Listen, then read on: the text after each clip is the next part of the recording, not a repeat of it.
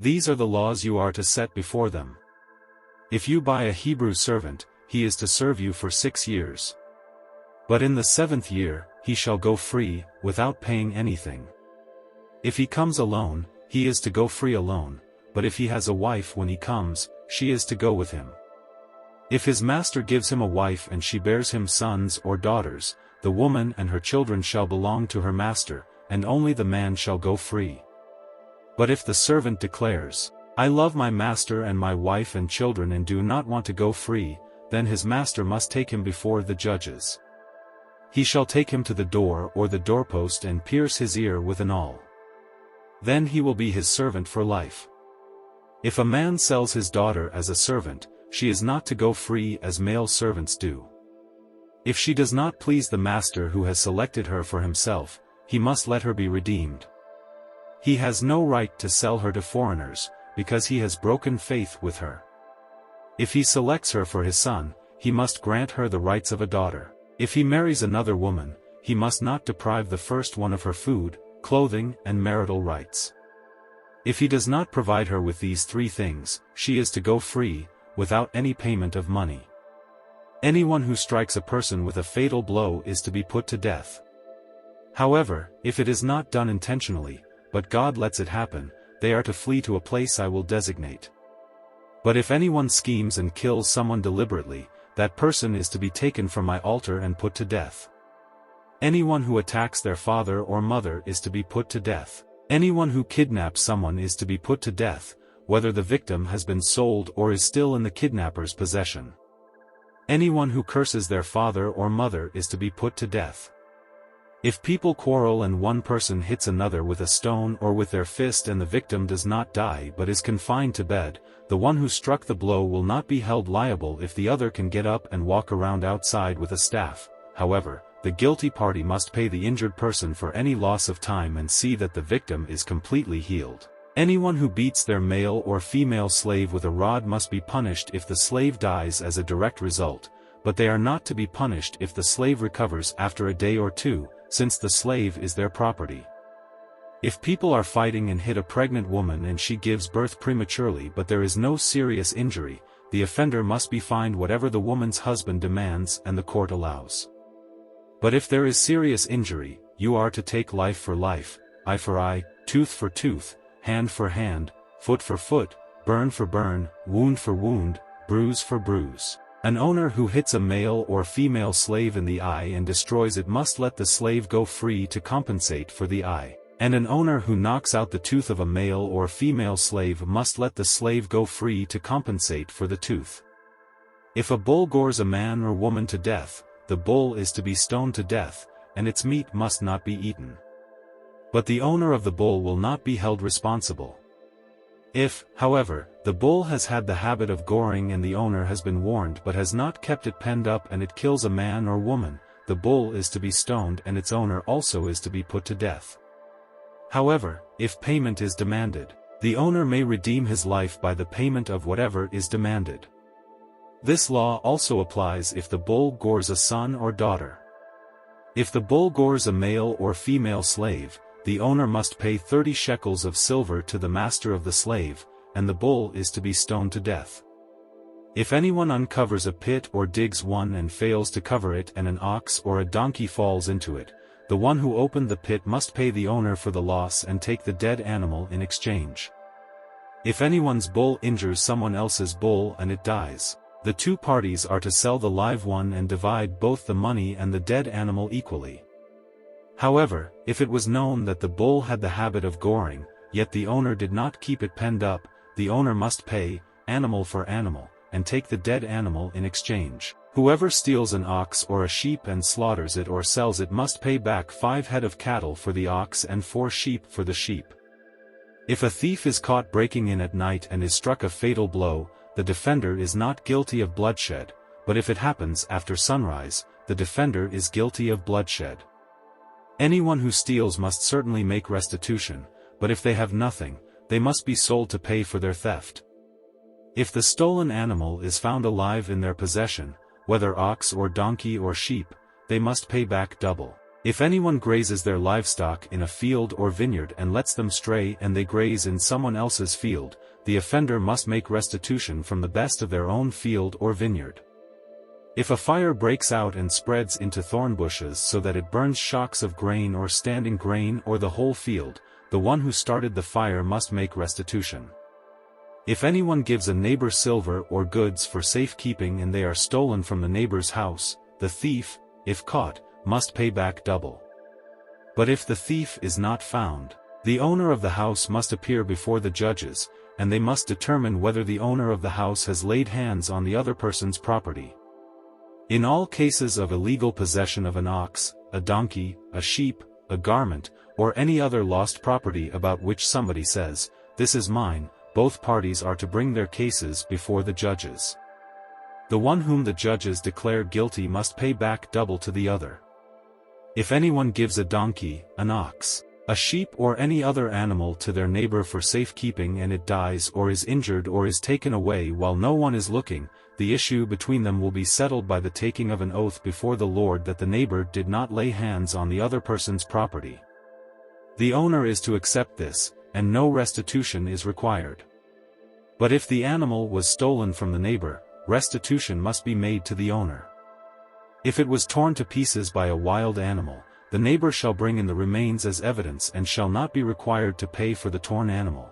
If anyone borrows an animal from their neighbor and it is injured or dies while the owner is not present, they must make restitution. But if the owner is with the animal, the borrower will not have to pay. If the animal was hired, the money paid for the hire covers the loss. If a man seduces a virgin who is not pledged to be married and sleeps with her, he must pay the bride price, and she shall be his wife. If her father absolutely refuses to give her to him, he must still pay the bride price for virgins. Do not allow a sorceress to live. Anyone who has sexual relations with an animal is to be put to death. Whoever sacrifices to any god other than the Lord must be destroyed. Do not mistreat or oppress a foreigner, for you were foreigners in Egypt. Do not take advantage of the widow or the fatherless. If you do and they cry out to me, I will certainly hear their cry. My anger will be aroused, and I will kill you with the sword, your wives will become widows and your children fatherless.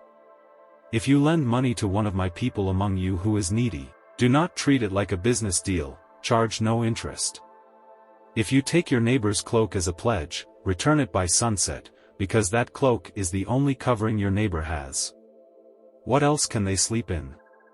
When they cry out to me, I will hear, for I am compassionate. Do not blaspheme God or curse the ruler of your people. Do not hold back offerings from your granaries or your vats. You must give me the firstborn of your sons. Do the same with your cattle and your sheep. Let them stay with their mothers for 7 days, but give them to me on the 8th day. You are to be my holy people. So do not eat the meat of an animal torn by wild beasts, throw it to the dogs. Do not spread false reports. Do not help a guilty person by being a malicious witness. Do not follow the crowd in doing wrong. When you give testimony in a lawsuit, do not pervert justice by siding with the crowd, and do not show favoritism to a poor person in a lawsuit. If you come across your enemy's ox or donkey wandering off, be sure to return it.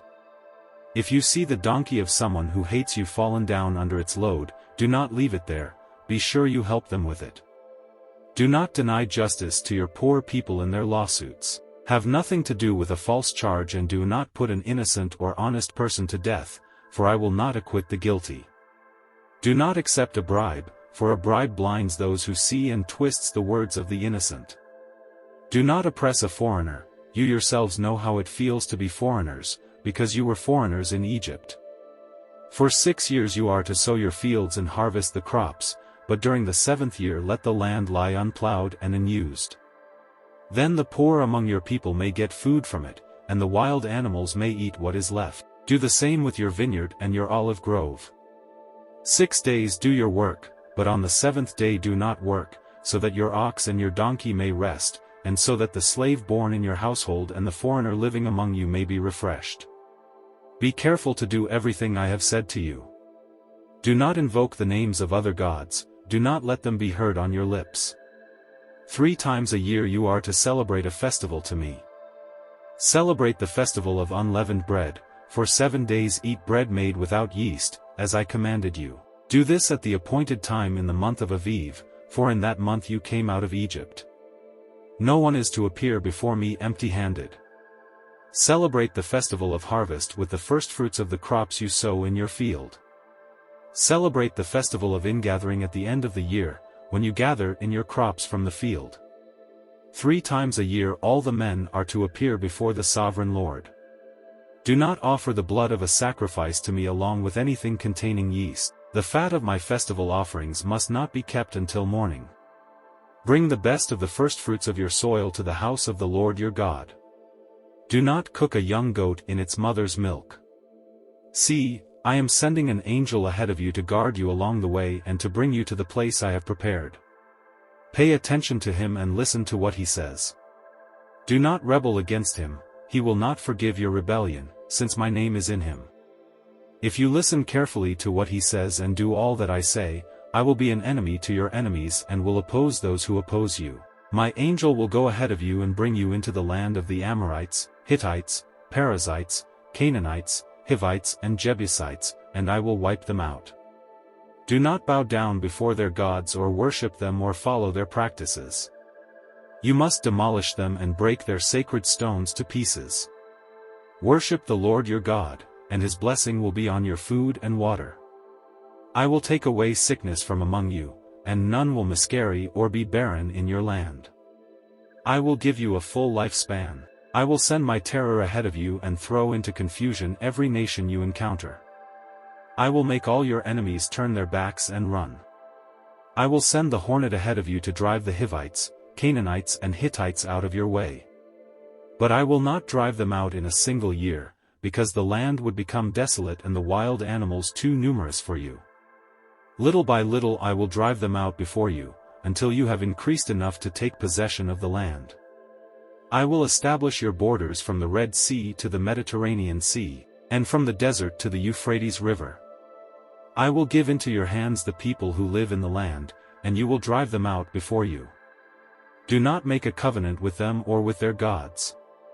Do not let them live in your land or they will cause you to sin against me, because the worship of their gods will certainly be a snare to you. Then the Lord said to Moses, Come up to the Lord, you and Aaron, Nadab and Abihu, and 70 of the elders of Israel.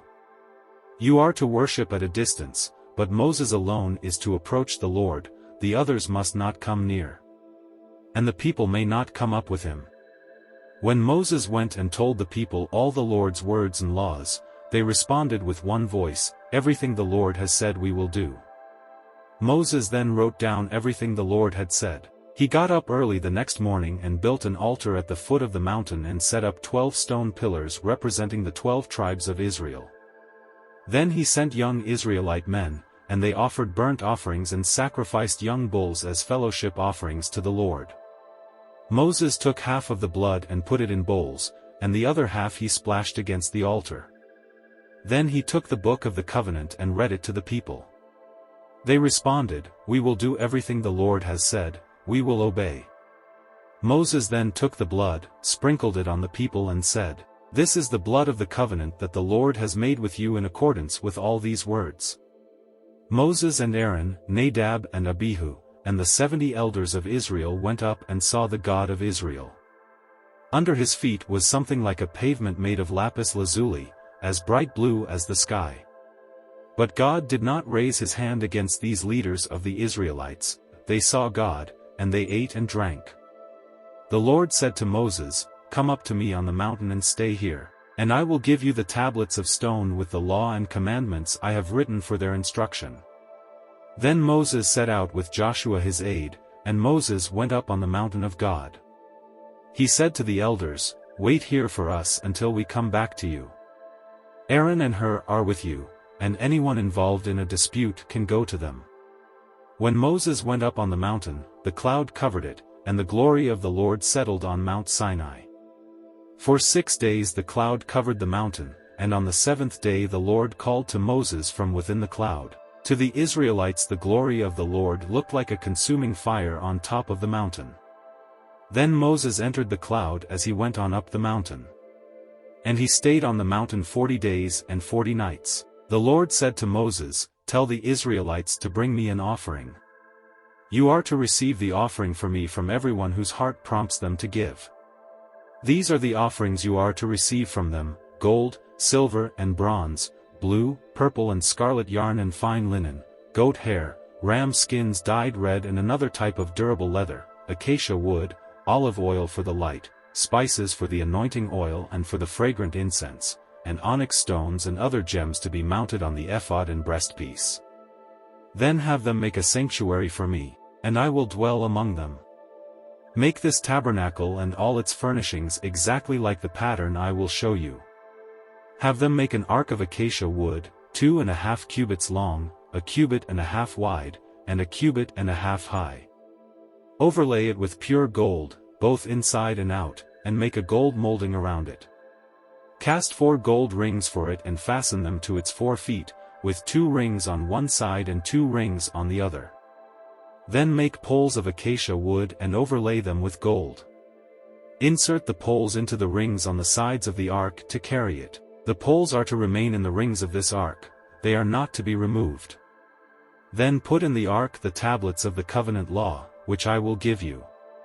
Make an atonement cover of pure gold, 2.5 cubits long and 1.5 cubits wide. And make 2 cherubim out of hammered gold at the ends of the cover.